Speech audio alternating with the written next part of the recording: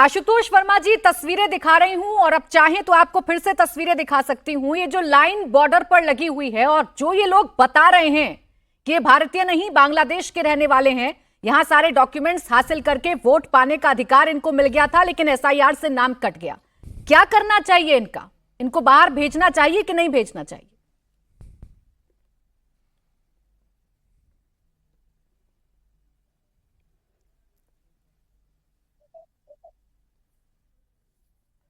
आशुतोष जी unmute कर लीजिए please. और हमको लगता है, बोले बोले, आ रही है आवाज, आ रही है।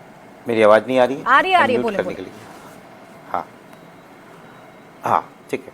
तो प्राची जी, इस विपक्ष पूरे इस फैसले को काफ़ी निराशाजनक मानता है और हम चाहते हैं कि इस पे एक गहन डिस्कशन होना चाहिए। बहुत सी ऐसी चीज़ें हैं जो सुप्रीम कोर्ट ने जिसका संज्ञान नहीं लिया और हम बैठते हैं, इसको देखते हैं कहाँ गड़बड़ियाँ हुई हैं, कैसे गड़बड़ियाँ हुई हैं।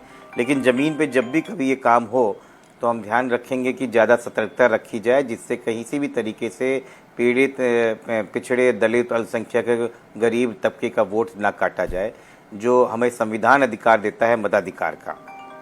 दूसरी बात आपने पूछा इन बांग्लादेशी का क्या किया जाए। मैं वही कहूँगा कि जो यूपीए 2004 से 2014 के बीच में 88,972 बांग्लादेशी को निर्वासित किया था, वो किया जाए।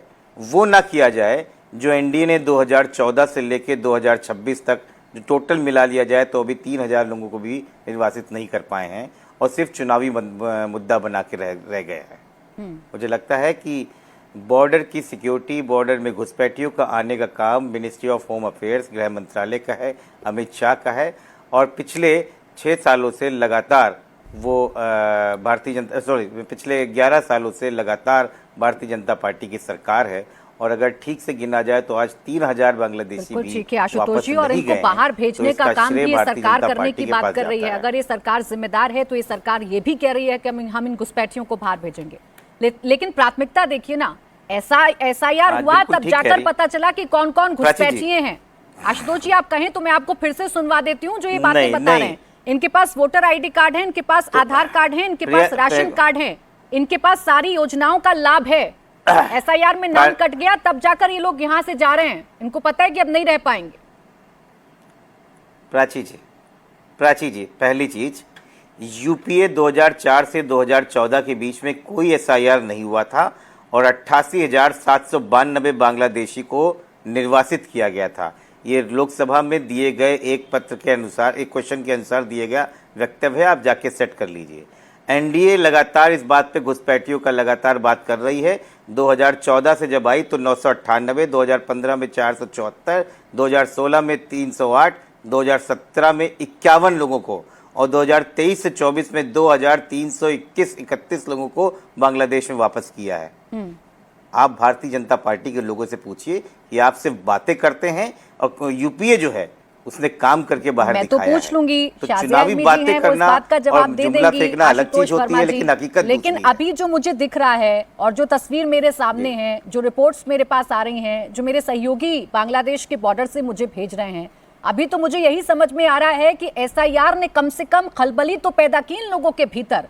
वो एसआईआर जिसे आप कहते हैं कि सही मंशा से नहीं किया गया, वो एसआईआर जिसे सुप्रीम कोर्ट कहता है कि संवैधानिक है और चुनाव आयोग का अधिकार है और इसमें सही प्रक्रियाओं का पालन किया गया, उस एसआईआर ने क्या करके दिखाया है?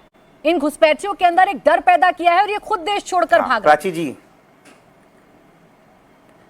प्राची जी, अफसोस ये है कि आपको आज दिखाई पड़ रहा है 2004 से 14, मतलब आज लगभग 22 साल पहले से ही यूपीए गवर्नमेंट को दिखाई पड़ गया था और 88,792 जो बांग्लादेशी वापस भेजे गए थे उसमें कोई एसआईआर नहीं हुआ था और हमने करके दिखाया है और ये सत्य है, अटूट सत्य है।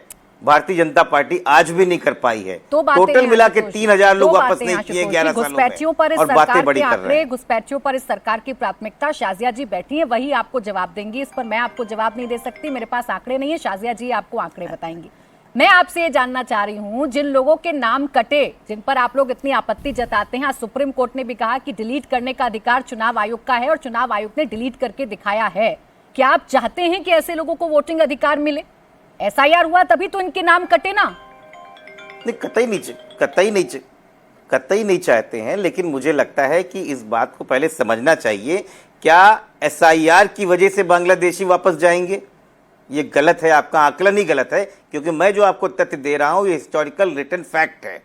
आप जो आंकड़ा दे रही है वो आपके रिपोर्टर की कहानी बता रही है जो भी हाल ही में शुरू हुआ है। नहीं, नंबर 2, मैं कोई कहानी नहीं बता रही, मैं आपको एसआईआर का मतलब बता रही हूँ। जिस एसआईआर पर आज सुप्रीम कोर्ट के फैसले को आप निराशाजनक बता रहे हैं, मैं वो बता रही हूँ। जो सुप्रीम कोर्ट ने कहा मैं वो आपको बता रही हूँ, और उसका असर क्या है ग्राउंड पर मैं वो आपको बता रही हूँ। आशुतोष जी, तो ये मेरा आंकलन है, आपका आंकलन अलग हो सकता है, क्योंकि आपको तो एसआईआर ही नहीं पसंद।